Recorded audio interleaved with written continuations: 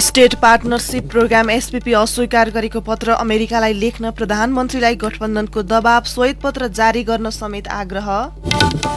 आपराधिक लाभ लिएको कसुरमा कैद सजाय तोकिएका सुर्खेतका विजय विक्रम शाहलाई जेल प्रशासनकै मिलेमतोमा भगाइएको छानबिन समितिको निष्कर्ष। बाँके कारागारका निमित्त जेलर सहितका कर्मचारीलाई कारबाही गर्न सिफारिस। विकास निर्माणको बजेट खर्च नहुने नियति चालु आर्थिक वर्षमा पनि दोहोरिँदै 11 महिनामा पुँजीगत खर्च 37% सीमित।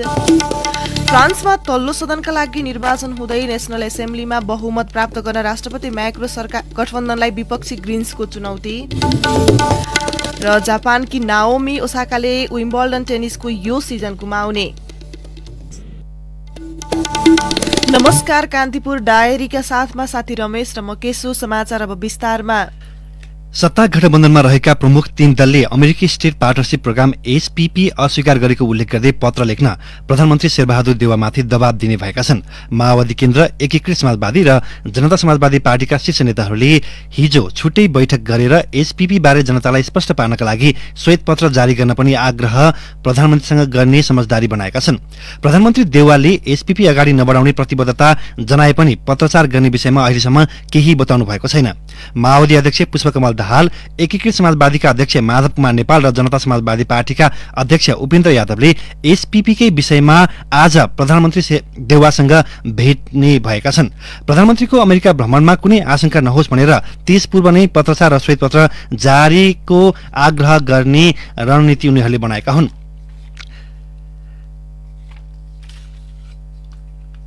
अमेरिकाको स्टेट पार्टनरशिप प्रोग्राम एसपीपीलाई लिएर विवाद बढ़िरहेका बेला सत्तारूढ गठबन्धनका एक प्रमुख नेताले सो कार्यक्रमबारे सत्य तथ्य बाहिर ल्याउनु पर्ने माग गरेका छन्।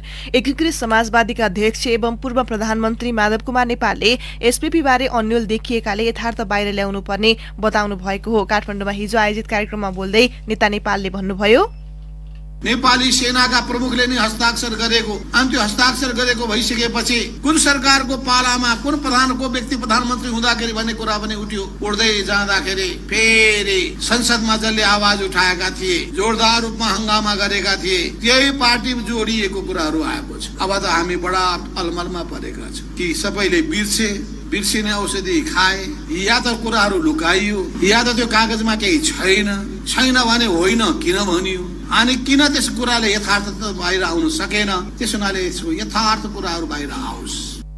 मुलुकको हित विपरीत हुने कुनै पनि सम्झौताको विरोधमा कम्युनिस्ट पार्टीहरूले लगातार आवाज उठाएको नेपालको भनाइ थियो। सत्ता गठबन्धनका नेताहरूको आग्रहपछि प्रधानमन्त्री शेरबहादुर देउवाले एसपीपी अघि नबढाउने प्रतिबद्धता जनाएको एकीकृत समाजवादीका अध्यक्ष नेपालले बताउनुभयो। फरक प्रसंगमा उहाँले अमेरिकी सहायताको एमसीसी परियोजना सम्बन्धी सम्झौता अनुमोदन गर्न एकीकृत समाजवादीका सांसदहरूको पद खारेज गर्नुपर्ने शर्त अघि सारिएको दावी गर्नुभएको छ। एमाले नेतृत्वप्रति संकेत गर्दै नेता नेपालले सो शर्त प्रधानमन्त्री देउवाले अस्वीकार गरेको बताउनुभयो। तत्कालीन समयमा स्वयं प्रधानमन्त्री शेरबहादुर देउवा अप्ठ्यारो अवस्थामा पुगेर उहाँलाई एउटा राखिएको थियो शर्त। त्यो शर्त भनेको के हो भने नेपाल कम्युनिस्ट पार्टी समाजवादीका 14 जना सांसदलाई संसद सदस्यबाट खारेज गर्न हामी निश्चित रूपमा एमसीसी लाई पारित गर्नका लागि सहयोग गर्न तयार छौं। तर यो शर्त सुनिसकेपछि शेरबहादुरजी प्रधानमन्त्रीले मान्नु भएन। उहाँले भन्नुभयो कि जुन जसको सहयोगबाट नेपालको राजनीतिलाई प्रतिगमनको बाटोबाट अग्रगमनको बाटोमा लानका लागि हामीले सफलता हासिल गरेका छौं, त्यो शक्तिप्रति हामी विश्वासघात गर्न सक्दैनौं। आपराधिक लाभ लिएको कसुरमा बाँके जिल्ला अदालतबाट 5 वर्ष कैद सजाय तोकिएका सुर्खेतका विजय विक्रम शाहलाई जेल प्रशासनकै मिलेमतोमा भगाइएको छानबिन समितिले ठहर गरेको छ। सहसचिव सूर्यप्रसाद शेरढाईको संयोजकत्वको समितिले गृह मन्त्रालयमा प्रतिवेदन बुझाउँदै बाँके कारागारका निमित्त जेलर दिपेन्द्र प्रसाद पौडेल सहित यस प्रकरणमा संलग्न कर्मचारीमाथि कारबाही गर्न सरकारलाई सुझाव दिएको छ। बाँकेबाट सारिएका नेपालगञ्जका कैदी सुन्दर हरिजनको रोल्पा कारागारमा गत जेठ 4 मा शंकास्पद मृत्यु भएको थियो। सो घटनापछि गृह मन्त्रालयद्वारा गठित छानबिन समितिले बाँके कारागारका निमित्त जेलर पौडेलको मिलेमतोमा 2077 मंसिर 8 मा बाँकेबाट 2 कैदीलाई रोल्पा कारागार स्थानान्तरण गरिएको र शाहलाई अर्कैको नाम उल्लेख गरेर भगाइएको प्रतिवेदनमा उल्लेख गरेको हो। यसअघि हरिजनको मृत्यु र बाँके कारागारबाट कैदी स्थानान्तरणको प्रकरण छानबिन गर्न कारागार व्यवस्थापन विभागद्वारा गठित निर्देशक झरेन्द्र चापागाई नेतृत्वको समितिले कारागार प्रशासनको कुनै कमजोरी नरहेको प्रतिवेदन दिएको थियो। गृहकै अर्को समितिले भने निमित्त जेलर पौडेललाई दोषी देखाएको हो। गृहको प्रतिवेदनमा निमित्त जेलर पौडेलले बाँके कारागारको अभिलेखमा शाहलाई हरिजन र हरिजनलाई शाह बनाई दुवैलाई रोल्पा कारागार स्थानान्तरण गरेको उल्लेख छ। हरिजनको कैद भुक्तान अवधि 1.5 महिना पनि बाँकी थिएन। उनी र शाहलाई बाँकेबाट शंकास्पद रूपमा रोल्पा स्थानान्तरण गरिएको थियो। सामान्यतः कैद भुक्तान गर्न लागेका कैदीलाई कारागार सारिँदैन, तर शाहलाई भगाउनकै लागि जेल प्रशासनले कैदीको कसुर नै एक अर्कामा सट्टापट्टा गरेको हो। रोल्पा पुर्याएपछि हरिजन विजय विक्रम शाह र शाह हरिजनका रूपमा कारागारको अभिलेखमा समेटिए। त्यसपछि हरिजनलाई थुनामा राखेर विजय 2077 पुस 28 मा छुटेर फरार भएका थिए। हरिजनलाई आफ्नो नाममा कैद भुक्तानी गर्न शाहले पैसा खर्च गरेको पनि छानबिनबाट खुलेको छ। त्यसको करिब 1.5 वर्षपछि गत जेठ 4 मा रोल्पा कारागारमा शंकास्पद रूपमा मृत भेटिएका हरिजनबारे छानबिन गर्दा मात्रै शाहलाई भगाउन निमित्त जेलर पौडेलकै मिलेमतो रहेको खुलेको हो।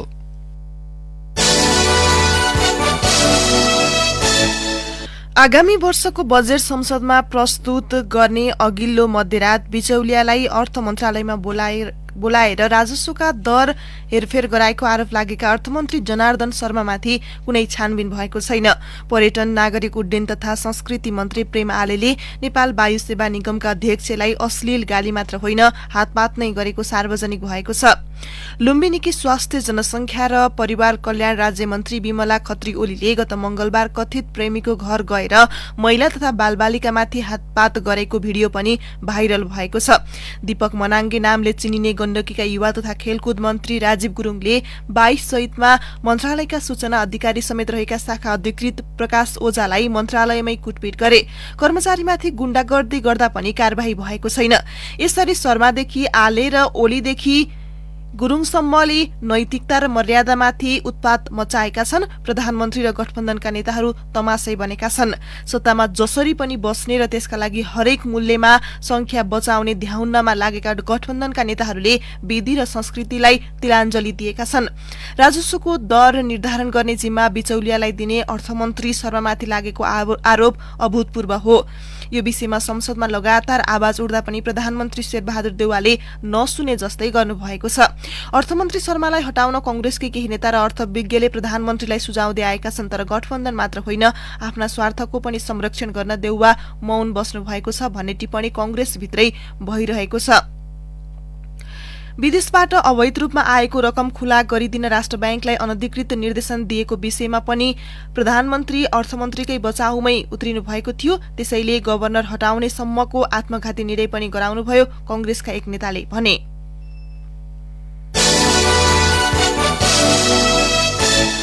गहुँ र सिमेन्टको प्रज्ञापत्र लिएर भारतबाट ल्याएको 2 ट्रक रासायनिक मल धादिङको धुनीबेसी नगरपालिका 6 धारकेमा किसानले खोसेका छन्। राजस्व अनुसन्धान विभागको टोलीले शुक्रबार नियन्त्रणमा लिएर सशस्त्र प्रहरी बलको विपद व्यवस्थापन शिक्षालय कुरिन्टार ब्यारेकमा राखेको मल हिजो सशस्त्र प्रहरीकै पहरामा काठमाडौँ ल्याउने क्रममा किसानले खोसेका हुन्। भारतबाट शुक्रबार वीरगञ्ज भन्सार हुँदै प्रवेश गरेका ट्रकले गहुँ र सिमेन्टको प्रज्ञापत्र लिएका थिए। दुवै ट्रकमा माथि सिमेन्ट र गहुँ राखेर मल छोपिएको थियो, जसलाई भन्सारका अधिकारीले सजिलै पास गरिदिएका थिए। काठमाडौँबाट खटिएको राजस्व अनुसन्धान विभागको टोलीले शुक्रबार राति चितवनको मुगलिन र कुरिन्टारको बीचको क्षेत्रबाट ट्रक नियन्त्रणमा लिएको थियो। प्रहरीका अनुसार ट्रकमा 550 बोरा मल थियो। कुरिन्टारबाट बिहान ट्रक हिँडेको चाल पाएपछि कोही व्यक्तिले धादिङको राजमार्ग आसपासका चिने जानेका व्यक्तिहरूलाई 2वटा गाडीमा मल आउँदैछ, बाटामा नियन्त्रणमा लिएर मल लैजानु भन्ने सूचना दिएका थिए।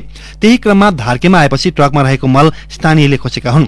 थाक्रे गाउँपालिका 8 का कृष्ण हरि थापाले भन्नुभयो, मल आउँदैछ भन्ने खबर फैलिएपछि किसानले ट्रक कब्जा गरेका हुन्। दुवै ट्रकमा केही सशस्त्र प्रहरी भए पनि स्थानीयको संख्या धेरै भएकाले उनीहरूले मल जगाउन सकेनन्। नजिकै रहेका प्रहरी आइपुग्दासम्म किसानले करिब 400 बोरा लगिसकेका थिए। खानीखोलाबाट आएको प्रहरीले लाठीचार्ज गरेपछि किसान तितरबितर भएका थिए।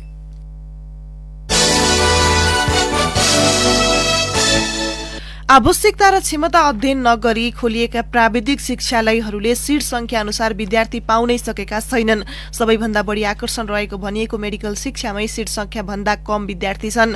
कृषि र पर्यटनमा सीट क्षमताको आधा विद्यार्थी पाउन पनि मुस्किल परिरहेको छ।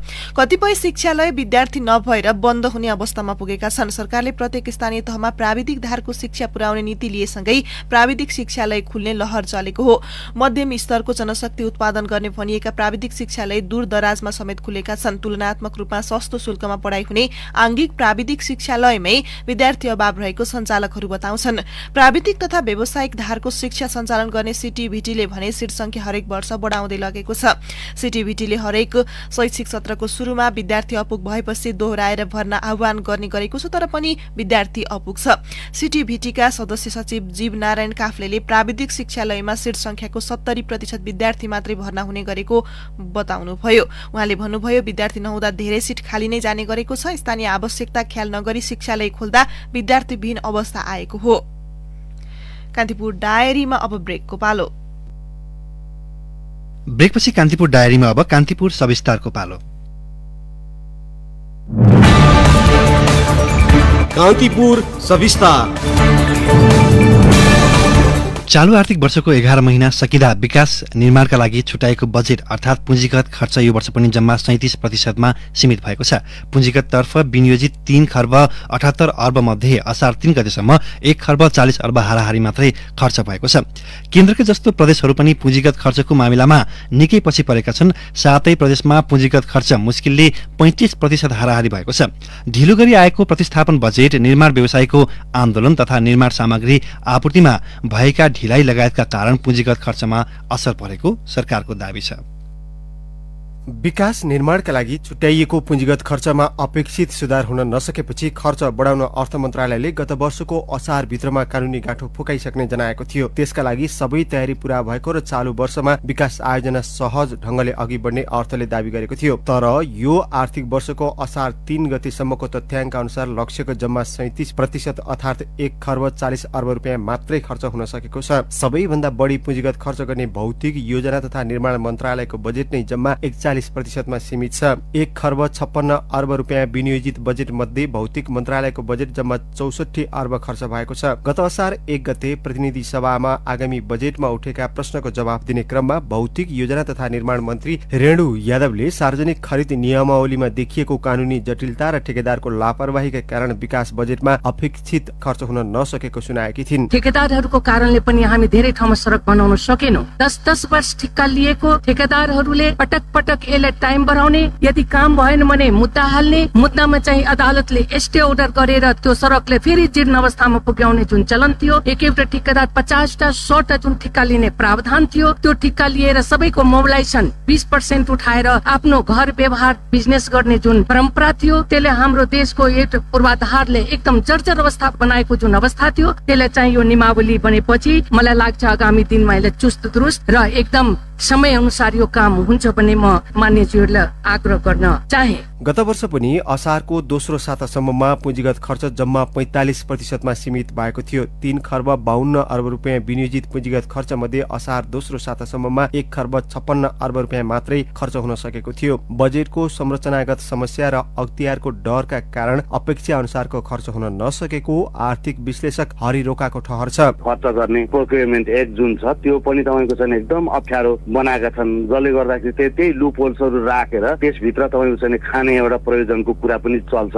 अनि त्यसमा अर्को एउटा अख्तियार भन्ने एउटा छ, त्यसले पनि कहाँनिर डाम्न पाइन्छ भनेर ऊ पनि कुदी हुन्छ। यसरी तपाईँको एकदम यति धेरै अप्ठ्याराहरू बनाइएका छन्, जसले गर्दाखेरि पुँजीगत खर्च गर्न सक्ने क्षमता हुँदैन। संवैधानिक व्यवस्था अनुसार जेठ 15 मै आउने बजेट साउनबाट कार्यान्वयन सुरु हुने भए पनि पहिलो त्रैमासिक त्यसैखेर जाने गरेको छ। स्पष्ट योजना र नीतिगत तयारी नहुँदा बजेट कार्यान्वयनको पहिलो 3 महिना शून्य उपलब्धिमा खेर जाने सरकारवाला बताउँछन्। विकास निर्माणका लागि छुट्याइएको रकम खर्च नहुने समस्या नेपालको हकमा दीर्घ रोग जस्तै देखिएको छ। राजनीतिक उतार चढाव भएका बेलामा होस् या स्थायी सरकार भएका बेलामा पुँजीगत खर्चको हालत उस्तै छ। चालु आर्थिक वर्षको 11 महिनामा 37% मात्रै खर्च गरेको सरकारले असार मसान्तसम्ममा 70% खर्च हुने दाबी गरेको छ। सरकारको दाबी मान्ने हो भने पनि अबको करिब 1 महिनामा 33% हाराहारीमा पुँजीगत खर्च गर्नुपर्ने चुनौती देखिएको छ। यद्यपि अन्य सरकारवाला मन्त्रालयले खर्च गर्न नसक्दा समस्या भएको सचिव मधु मरासिनीको तर्क छ। संघीय सरकारको जस्तै प्रदेशहरूमा पनि पुँजीगत खर्चको अवस्था उस्तै छ। साथै प्रदेशको पुँजीगत खर्च मुस्किलले 35% हुन सकेको छ। मुलुकको बजेटरी प्रणाली नै जनताको अपेक्षासँग तालमेल नहुने तथा उत्पादन र रोजगारी सृजनामा प्रत्यक्ष संलग्न हुन नसक्दा पनि समस्या भएको विश्लेषक रोकाको भनाइ छ। जुन पुँजीगत खर्च गर्ने भनेको चाहिँ आम मान्छेको पक्षमा खर्च गरिने कुरा हो र उनीहरू सहभागी हुने कुराहरू हुन्। हामी कहाँ तपाईँको चाहिँ नि यो खर्च गर्ने जुन परिपाटी छ, जस्तो बाटो बनाउने, पुल बनाउने, स्कुल बनाउने वा तपाईँको कुलो बनाउने, नहर बनाउने, यस्ता खर्चहरू चाहिँ तपाईँको यस्तो एकदम अप्ठ्यारो बनाइएको छ र त्यसलाई एकदम धेरै मेसिनरीहरू प्रयोग गरिन्छन्। त्यसले सामान्य मान्छेको जीवनसँग जोडिँदैनन्। मुलुकमा यसै पनि चालु र पुँजीगत खर्चको खाडल ठूलो छ। 65 देखि झण्डै 70% सम्म चालु खर्च छुट्याउँदा सरकारले मुस्किलले 24% विकास निर्माणका लागि छुट्याउने गरेको छ। त्यो पनि खर्च हुन नसक्दा मुलुकको विकास पनि सधैँ पछाडि पर्ने गरेको छ। यति मात्र होइन, बजेट कार्यान्वयन प्रक्रियाको संरचनागत जालो छिचोल्न नसक्दा यसले आर्थिक वृद्धि, पुँजी निर्माण, उत्पादकत्व र रोजगारीमा समेत गम्भीर असर गर्दै लगेको छ। रेडियो कान्तिपुरका लागि अनिल परियार। कान्तिपुर सविस्तार।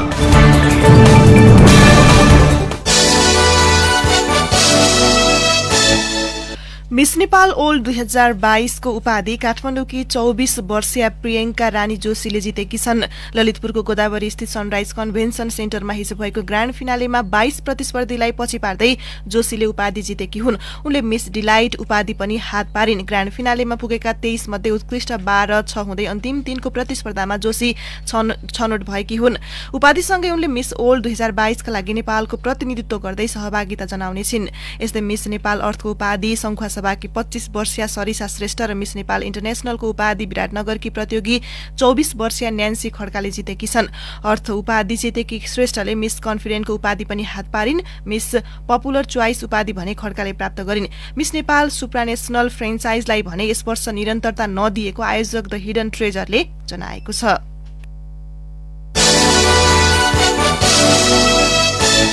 भुटानी शरणार्थी नेता डाक्टर भम्पा राईको निधन भएको छ। 75 वर्षीय राईको गए राति विराटनगर स्थित नोबेल अस्पतालमा उपचारका क्रममा निधन भएको हो। 5 दिन अघि हर्नियाको शल्यक्रिया गरेका राईको शनिबार दिउँसो 3 बजेतिर मुटुको चाल कम भएको थियो। 30 वर्षदेखि भुटानी शरणार्थीको स्वदेश फिर्ती आन्दोलनको नेतृत्व गर्दै आएका राई दमकमा बस्दै आएका थिए। डाक्टर राईको पार्थिव शरीरको आज नै किराँत संस्कार अनुसार अन्त्येष्टि गरिने जनाइएको छ।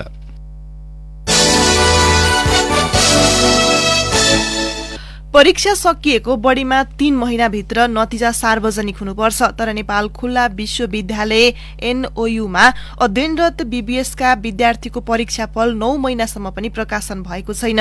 2075 र 76 सालमा भर्ना भएका विद्यार्थीको क्रमशः तेस्रो र दोस्रो वर्षको नतिजा प्रकाशन नभएको हो। विश्वविद्यालयका कुलसचिव गोविन्द सिंह विष्टले दिन नभएकाले नतिजा प्रकाशनमा ढिलाइ भएको बताउनुभयो। 2075 मा भर्ना भएका विद्यार्थीको परीक्षा गत असोज 1 मा र 2076 मा भर्ना भएका विद्यार्थीको परीक्षा असोज 10 मा सकिएको थियो। नतिजा नआउँदा विद्यार्थी अन्यलमा छन् भने पठन पाठन समेत करिब 6 महिना पछाडि धकेलिएको छ। विश्वविद्यालयमा सामाजिक शास्त्र तथा शिक्षा, विज्ञान, स्वास्थ्य तथा प्रविधि र व्यवस्थापन तथा कानून संकाय रहेका छन्। यहाँ स्नातक, स्नातकोत्तर, एमफिल र विद्यावारिधिका गरी 3500 भन्दा बढी विद्यार्थी अध्ययनरत छन्। विश्वविद्यालयमा झण्डै 10 महिनादेखि डिन नियुक्त नहुँदा परीक्षाका सम्पूर्ण प्रक्रिया प्रभावित भएको हो। परीक्षा समितिको अध्यक्ष डिन रहने व्यवस्था थियो।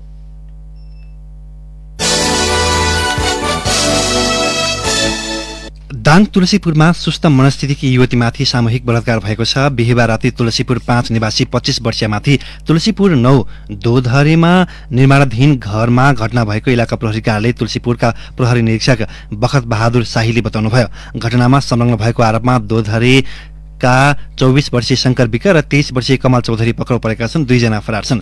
बलात्कार गरेर युवतीलाई बिहान 3 बजे छाडिदिएको अनुसन्धानबाट खुलेको प्रहरी निरीक्षक शाहीले बताउनुभयो। युवतीको राप्ती प्रादेशिक अस्पतालमा तुलसीपुरमा उपचार भइरहेको छ। कान्तिपुर डायरीमा पुनः ब्रेकको पालो। कान्तिपुर डायरीमा अब आर्थिक प्रसंग। सरकारले लिने विदेशी ऋणको सीमामा अंकुश लगाइने भएको छ। कुल गृहस्थ उत्पादन जीडीपीको तुलनामा विदेशी ऋणको अनुपात 1/3 भन्दा बढी नहुने गरी सीमा निर्धारण गर्न लागि हो। संघीय संसदमा विचाराधीन सार्वजनिक ऋण व्यवस्थापन सम्बन्धी कानूनलाई संशोधन र एकीकरण गर्न बनेको विधेयकले जीडीपी आकारको 1/3 भन्दा विदेशी ऋण हुन नहुने व्यवस्था राखिएको छ। विधेयकमाथि अर्थ समितिमा दफावार छलफल सकिसकेको छ। विधेयकमा अघिल्लो आर्थिक वर्षको कुल गृहस्थ उत्पादनको प्रचलित मूल्यमा कायम गर्दा हुने रकमको 1/3 नबढ्ने गरी वैदेशिक ऋण लिन सक्ने गरी सीमा तोकिने उल्लेख छ। प्रतिनिधि सभामा यो विधेयक दर्ता गर्दा भने वैदेशिक ऋणको सीमा अधिकतम 12 खर्ब भन्दा बढी नहुने गरी तोक्न सकिने उल्लेख थियो। अहिले सार्वजनिक ऋण बढेर आर्थिक दायित्व थपिँदै गएको भन्दै आलोचना भइरहेका बेला यस्तो कानूनी प्रावधान ल्याउन लागि हो। वैदेशिक ऋणलाई वाञ्छित सीमाभित्र राख्ने भनेर नैतिक अभ्यास चलिरहेको भए पनि कानून नै बनाएर सीमा यसअघि नतोकिएको पूर्व अर्थ सचिव शिशिर ढुङ्गाना बताउनुहुन्छ। सरकारले चालु आर्थिक वर्षमा थप 1 लाख युवालाई सिप विकास तालिम प्रदान गर्ने घोषणा गरेको थियो, तर गत चैत मसान्तसम्म 515 जनाले मात्रै यस्तो तालिम पाएका छन्। यो लक्ष्यको 0.51% मात्रै हो। 2078-79 को बजेट वक्तव्य प्रतिस्थापन बजेट वक्तव्य समेतमा उद्योग वाणिज्य तथा आपूर्ति मन्त्रालयले श्रम बजारमा प्रवेश गर्ने युवा, वैदेशिक रोजगारबाट फर्किएका तथा स्वदेशमा रोजगार गुमाएका श्रमिकको सिप तथा क्षमता विकास गर्न हस्तकला, प्लम्बिङ, बिजुली मर्मत, इलेक्ट्रोनिक्स, कुक, कालीगढ, सिकर्मी, डकर्मी, सिलाइ कटाई, ब्युटिसियन, कपाल कटाई, सवारी साधन तथा मोटरसाइकल मर्मत लगायतको सिपमूलक तालिम दिने उल्लेख थियो। तर सो घोषणामै सीमित भएको अर्थ मन्त्रालयले सार्वजनिक गरेको मन्त्रालयगत प्रगति विवरणले पुष्टि गर्छ। सो विवरण अनुसार घोषणाबाट लाभदायक युवाले लघु, घरेलु तथा साना उद्योग प्रवर्धन केन्द्र मार्फत मोटरसाइकल मर्मत, हाउस वायरिङ, सिलाइ, मोबाइल मर्मत लगायत व्यावसायिक तथा सिपमूलक तालिम पाएका हुन्। सिपमूलक तालिम दिने सन्दर्भमा मन्त्रालय र प्रवर्धन केन्द्रको विवरण पनि बाजिन्छ। चालु आर्थिक वर्षमा 1350 जनालाई तालिम दिने लक्ष्य रहेको केन्द्रका उपसचिव ऋषिराम पङ्गिनीले बताउनुभयो। पर्साको जितपुर सिमरा नगरपालिका 11 खेसरौल स्थित कृषि सम्भार प्रालीको 8 बिघामा मेसिनले उखु रोप्न थालेको 5 वर्ष भयो। ट्र्याक्टरबाट सञ्चालित मेसिनले उखु रोप्न थालेपछि धेरै राहत मिलेको कम्पनीका प्रबन्धक जितेन्द्र झा बताउनुहुन्छ। अर्धस्वचालित मेसिनले एकपटकमा उखुको बिउ रोप्न नाला बनाउने, नाला पुर्ने, उखु काट्ने, रासायनिक मल छर्ने, किरा मार्ने, विषादी छर्ने, उखु रोप्ने र माटोले बिउ छोप्ने समेत काम गर्ने हुँदा कृषि मजदुर नपाउने चिन्ता हटेको उहाँको भनाइ छ। मेसिनले बिउ रोप्दा 56% सम्म बाली लगाउने लागत घटेको र परम्परागत तरिका भन्दा 90% ज्यामीको बचत भएको उहाँको अनुभव छ। पर्सा कालिकामाई गाउँपालिका 4 का किसान पृथ्वी शाह कानुको पनि यस्तै अनुभव छ। कृषि औजार अनुसन्धान केन्द्र रानीघाट वीरगंजका प्रमुख इन्जिनियर सचिन कुमार मिश्रा हाल मुलुकमा सञ्चालित 14 चिनी मिल मध्ये मध्य प्रदेशमा मात्रै 8वटा रहेकाले मेसिनको झनै आवश्यकता रहेको बताउनुहुन्छ। हाल मुलुकमा वार्षिक 2,20,000 टन चिनीको खपत रहेको र 1,80,000 मेट्रिक टन उत्पादन भइरहेकाले यन्त्रीकरणलाई प्रोत्साहन गर्दा मुलुक चिनीमा आत्मनिर्भर हुन समय नलाग्ने उहाँको भनाइ छ।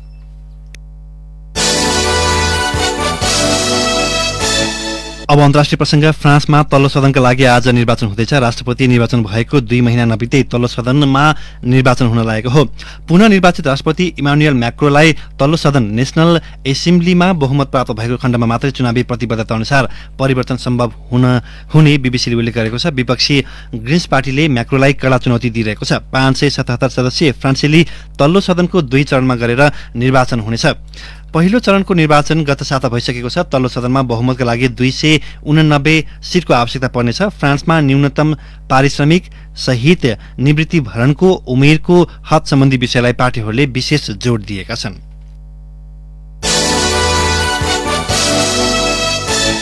अब खेल प्रसंग। जापानकी नाओमी ओसाकाले विम्बल्डन टेनिसको यो सिजन गुमाउने भएकी छन्। 4 ग्रान्ड स्लाम विजेता ओसाकाले चोटका कारण विम्बल्डन गुमाउने भएकी हुन्। फ्रेन्च ओपनपछि ओसाकाले कुनै पनि खेल खेल्न सकेकी छैनन्। उनले पुनः खेलमा फर्किन लगातार अभ्यास गरिरहेको भनिएको छ। 24 वर्षीय ओसाकाले र्याङ्किङ अङ्कका कारण विम्बल्डन खेल्ने सम्बन्धी आशंका व्यक्त गरेकी थिइन्। यसपटक एटीपी र डब्ल्युटीएले रुस र बेलारुसका खेलाडी खेलाएको भन्दै विम्बल्डनको अङ्क खोसेको छ।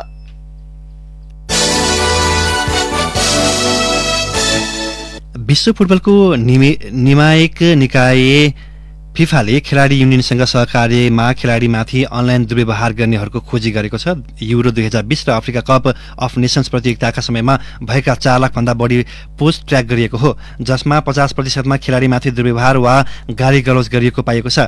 50% फुटबल खेलाडी कुनै न कुनै माध्यमबाट दुर्व्यवहारको शिकार भएका छन्। जारी रिपोर्ट अनुसार युरो 2020 को फाइनलमा पेनाल्टी गुमाएका अफ्रिकी मूलका खेलाडी सबैभन्दा बढी दुर्व्यवहारको शिकार भएका छन्। इङ्ल्यान्डका मार्कस र्याशफोर्ड र बुकायो साकाले इटालीसँग फाइनलमा पेनाल्टी मिस गरेका थिए। फिफा अध्यक्ष जियानी इन्फान्टिनोले फुटबल खेलको रक्षासँगै खेलाडीले मैदानमा ल्याउने रोमाञ्चकता महत्त्व बुझ्नुपर्ने बताउनु भएको छ। 40% समलैङ्गिकता विरुद्ध तथा 38% रङ्गभेदी कमेन्टहरू पाएको छ। 90% अकाउन्टहरूको पहिचान खुल्ने फिफाको रिपोर्टमा उल्लेख गरिएको छ।